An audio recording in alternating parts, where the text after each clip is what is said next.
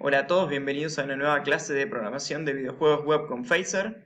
En el video anterior estuvimos creando nuestro primer juego, pero al hacerlo dejamos de lado un montón de conceptos y definiciones que tenemos que conocer para crear nuestros juegos y saber qué es lo que hace el framework por nosotros. En esta clase nos vamos a encargar de eso, vamos a hablar del bucle del juego, de qué son las escenas, de qué es el display list. Vamos a estar hablando también de imágenes y sprite sheets. Vamos a revisar algunos ejemplos de escenas y juegos. Y también vamos a estar hablando de los métodos de entrada, que pueden ser tanto el teclado como el mouse o como un gamepad. En primer lugar, vamos a hablar un poco de las características que hacen a un framework. En realidad, todos los frameworks o engines que nos permiten la construcción de videojuegos tienen un conjunto de características que nos hacen preferir uno respecto de otro. En cuanto a Phaser, podemos decir que tiene un montón de características que vienen ya con el framework, pero que también podemos incluir otras de la forma de plugins. Es decir, que podemos incluir en Phaser software de terceros que extienda sus características originales. Que un framework pueda hacer un montón de cosas tiene su lado bueno y su lado malo. En primer lugar, el lado bueno quiere decir que digamos, hay un montón de cosas que podemos hacer con él y de manera natural. Y por el lado malo sería que justamente tenemos que estudiar bastante como para poder conocer todas las características del framework y qué nos conviene usar en cada momento en él. Bueno, lo primero que tenemos que entender a la hora de programar un videojuego es que hay algo que se llama bucle del juego, que en mayor o menor medida todos los juegos lo tienen, ya sea que usen o no un engine o un framework, y es que todo el gameplay del juego está comprendido en un gran bucle while o for que solamente se va a interrumpir cuando el jugador gane la partida, la pierda o de alguna manera se vea interrumpida. Para que el jugador perciba de que todo ese juego se mueve suavemente e ininterrumpidamente, lo que va a necesitar suceder es que ese bucle va a tener que ejecutarse al menos 20 veces por segundo. Si el bucle no logra ejecutarse esa mínima cantidad de veces por segundo, lo que va a suceder es que los cuadros o los frames que componen la animación se van a mostrar cada vez menos y va a suceder algo que se conoce con el nombre de frame drop. Bueno, esto de lo que estamos hablando es todo un desafío, lograr que el juego se mueva suavemente, y hay varios artilugios o estrategias que están planteadas para lograrlo. Bueno, en los inicios de la programación de juegos el bucle principal era algo así. Había un while que se ejecutaba ininterrumpidamente, como les decía recién. Y en cada una de esas iteraciones en el bucle lo que hacía era procesar los eventos de entrada, o sea, ya sea teclado, mouse, gamepad, lo que sea, realizar una actualización lógica, es decir, decía, por ejemplo, el objeto pelota tiene que moverse a tal y tal píxel en la siguiente iteración. Y por último lo que hacía era actualizar la pantalla en base a la información que había resultado de la etapa anterior. Bueno, si bien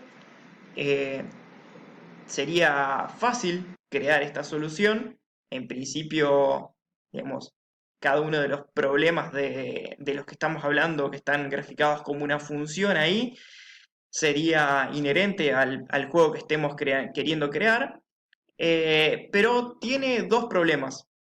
Principalmente, el primero nos dice que el código se vuelve más lento si mucho cómputo tiene lugar dentro de cada una de las funciones. O sea que podría programar muy poco u óptimamente en cada una de las funciones para que esta solución sea válida. Porque si no vamos a tener el frame drop, ¿sí? Y la segunda es que el juego depende de la velocidad del procesador o de la PC en sí o del dispositivo donde estamos ejecutándolo. y por lo tanto puede ser que funcione muy rápido o muy lento, ¿sí? Así que como una alternativa para mejorar esto es hacer que el procesador se detenga. Si vieron algo de threads o de hilos, sería meter un thread.sleep o alguna técnica que nos permita especificar un tiempo de espera para que la próxima iteración del bucle while se ejecute. Pero ¿qué pasa? Si el tiempo de espera, ese que establecimos, eh, sumado a la ejecución de las tres funciones que vimos recién, eh, se va muy largo, lo que vamos a hacer es caer de vuelta en el problema 1, que es un frame drop. Por ahí algunos pueden acordarse de que cuando la PC pasó de 16 a 32 bits, bueno, había un montón de soluciones que no pensaban que los procesadores podían ser rápidos, entre ellas los juegos, y nos pasaba que si queríamos correr un juego de 16 bits en una PC de 32 bits, lo que pasaba es que se veían rapidísimo. Entonces lo que quedaba era de alguna forma emular que teníamos un procesador más lento, agregando instrucciones que no tenían ningún sentido al juego. Bueno, otra solución posible al problema del bucle del juego es un proceso que se llama alcanzar.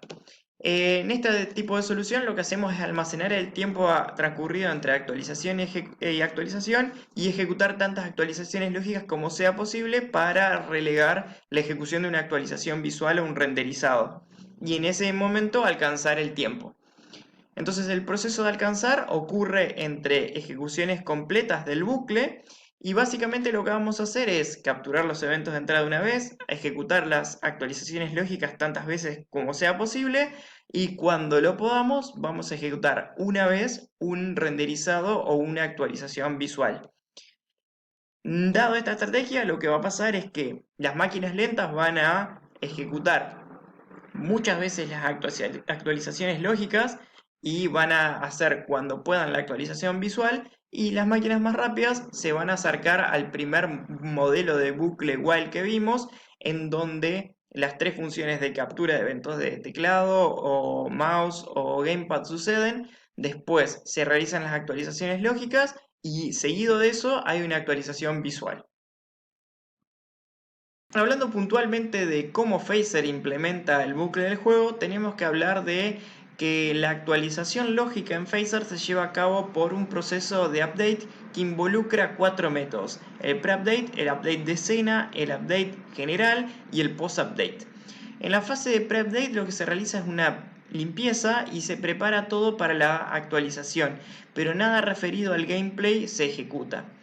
Luego se ejecuta el método update. Aquí sí es donde nosotros programamos el gameplay puntual de cada juego y lo que vamos a hacer es gestionar las entradas, realizar las actualizaciones de las animaciones y demás. Cada objeto del juego en ese método update tiene la chance de ejecutar su propio método update, lo cual es genial por cuestiones de reutilización y también para aislar la lógica que tiene que ver con los distintos componentes del juego. Si tenemos, por ejemplo, en un enemigo inteligencia artificial o si necesitamos hacer algún cálculo muy complejo para algún elemento como un obstáculo y demás. Por último, se ejecutan los métodos update y post-update. En el método update se ejecutan todo lo que tiene que ver con las animaciones, los twins, los cálculos de física, las partículas y los plugins. Y en el método post-update se ejecuta para el escenario y los plugins. Con respecto a las escenas, podemos decir que allí es donde todo el código de nuestro juego se ejecuta. En una escena se reúnen una serie de métodos que nos ayudan al programa a mantenerse y a posiblemente salir de una sección del juego. Un juego básico tiene una única sección que es la de gameplay, o sea, donde se juega. Es decir, que ese juego va a tener una única escena. Pero el verdadero provecho de las escenas lo vamos a tener donde tengamos múltiples escenarios o secciones de juego. En esta situación lo que vamos a trabajar es con múltiples estados y transiciones entre ellos que van a llevar al usuario a través de distintas secciones del juego. Lo más común es tener una escena para la presentación que tiene la interfaz de usuario, que nos permite elegir determinadas configuraciones e iniciar el juego, una escena de gameplay, que es donde verdaderamente jugamos, y una escena de game over, donde posiblemente podamos hacer que el usuario nos consigne cuál es su nombre y guardar el puntaje. Las escenas son especialmente útiles para juegos donde tenemos que a nuestro jugador en distintos escenarios. O sea, donde, por ejemplo, yo en una escena estoy corriendo en el bosque, en la siguiente estoy pilotando un avión o en la tercera estoy buceando en el océano. Cada una de esos gameplays diferentes vendría a ser una escena diferente. Las escenas nos dan la posibilidad de separar diferentes secciones del gameplay en bloques lógicos de código independientes y que son más fáciles de entender y administrar. Una cuestión para entender que en principio a mí por lo menos no me quedaba tan clara es que si bien en Phaser podemos tener múltiples escenas y cada una de ellas puede cargar sus recursos, también los recursos cargados por una escena pueden ser visibles por otras escenas. Entonces podemos cargar un montón de recursos antes de que arranque o inicie el juego y después la transición entre las escenas va a ser más rápida. Para gestionar múltiples escenas de un juego, Phaser lo que hace es utilizar un concepto que se llama manejador de escena. Un manejador de escena es el encargado de mantener en memoria todas las escenas disponibles y de llevar el orden de renderizado de las mismas.